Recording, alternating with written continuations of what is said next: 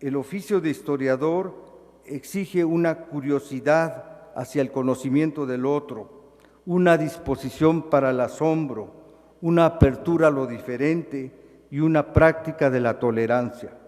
Como advierte Owen Chadwick, el oficio de historiador requiere la humildad del corazón y la apertura de la mente, dos cualidades que proverbialmente se ha dicho que son indispensables para la comprensión histórica. Henri-Irene Marrou, el historiador francés, identificó esta apertura de la mente con el valor de la amistad, pues decía que la comprensión supone la existencia de una amplia base de comunión fraterna entre el historiador y el documento. Entre el historiador y su objeto ha de establecerse una amistad vinculadora, pues según la bella fórmula de San Agustín, no se puede conocer a nadie sino por la amistad. Termina la cita. Al acercarnos al otro, nos abrimos al reconocimiento de la diversidad social y cultural, uno de los valores indispensables para el desarrollo de la tolerancia y la convivencia civilizada.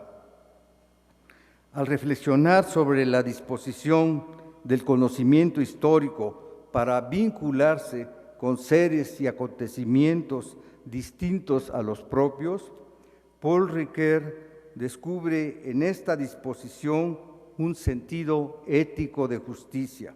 Cito: el deber de memoria, dice, es el deber de hacer justicia mediante el recuerdo al otro, puesto que debemos a los que nos precedieron una parte de lo que somos.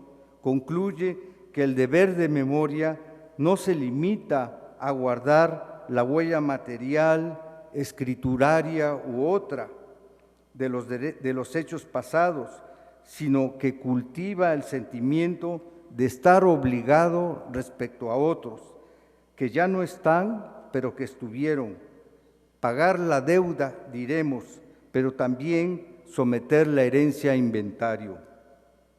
Es verdad que no en todos los historiadores alienta la simpatía y la disposición hacia el otro, pero el conjunto de los cultivadores de este oficio y la obra de sus maestros eminentes nos muestran que el oficio de historiador, cuando se ejerce con probidad, es una apertura a la comprensión y una disposición hacia el reconocimiento de lo extraño.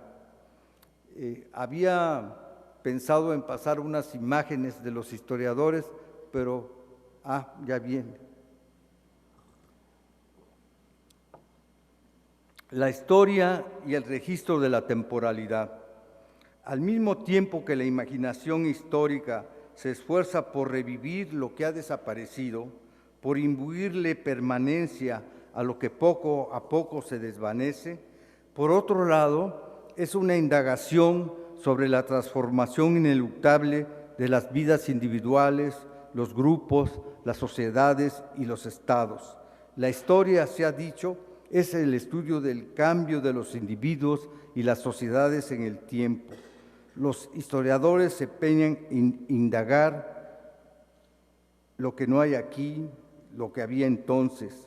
Su objeto es el cambio de la vida social.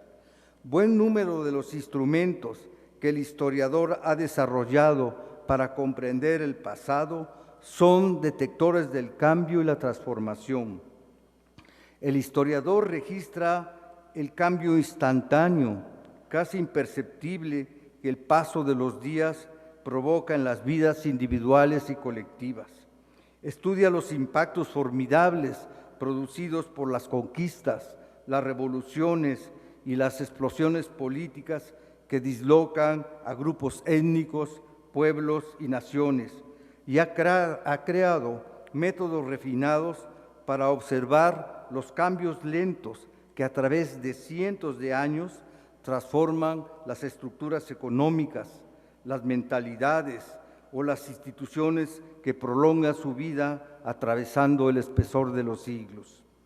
Gracias al análisis de estos diversos momentos de la temporalidad, el estudio de la historia nos ha impuesto la carga de vivir conscientemente la brevedad de la existencia individual, la certidumbre de que nuestros actos de hoy se apoyan en la experiencia del pasado y se prolongarán en el futuro, y la convicción de que formamos parte del gran flujo de la historia, de una corriente mayor por la que transitan las naciones, las civilizaciones y el conjunto de la especie humana. La historia y el encuentro con lo irrepetible. Cuando el estudioso de la historia analiza los hechos ocurridos en el pasado, se obliga a considerarlos según sus propios valores, que son los valores del tiempo y el lugar donde esos hechos ocurrieron. Al proceder con este criterio de autenticidad, el historiador le confiere a esas experiencias una significación propia y un valor duradero, singular e irrepetible dentro del desarrollo humano general. Por esa vía, las experiencias sociales y los actos individuales nacidos de la intimidad más remota se convierten en testimonios imperecederos, en huellas humanas que no envejecen ni pierden valor por el paso del tiempo.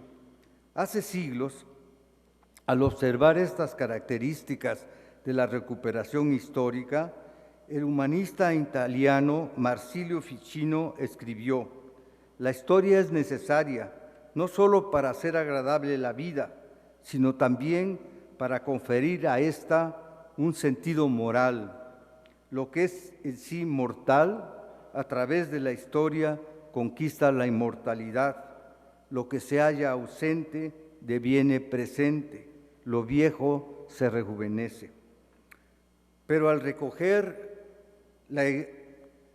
lo irrepetible, la historia da cuenta también de su fugacidad. Al revisar los asuntos que obsesionaron y obsesionan a los seres humanos, la historia los despoja del sentido absoluto que un día se les quiso atribuir. Contra las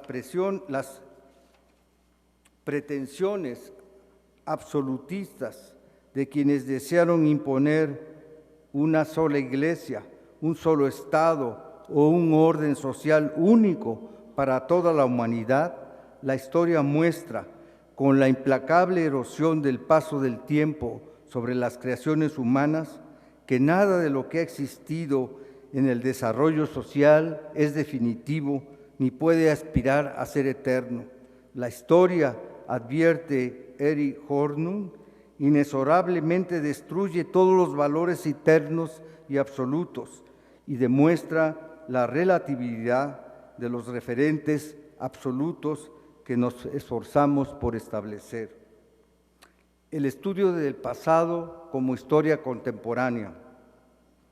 El historiador italiano Benedetto Croce, al observar que nuestra reflexión sobre el pasado está contaminada por los valores y preocupaciones del presente, pronunció una sentencia célebre. Dijo que toda investigación sobre el pasado es siempre historia contemporánea. Esta sentencia, llevada a su último extremo, querría decir que el historiador, por más esfuerzos que haga para situarse en el pasado y analizarlo con sus propios valores, no puede escapar a la determinación de interrogarlo desde el presente y de producir fatalmente una imagen del pasado contaminada de las presiones y expectativas del momento en que escribe. Pero si es imposible que los historiadores se desprendan de los valores de su propio tiempo, no podemos olvidar que los acontecimientos del pasado efectivamente ocurrieron y que por tanto pueden ser comprendidos y explicados con independencia de los valores del presente. Si bien los acontecimientos del pasado no son susceptibles de ser conocidos directamente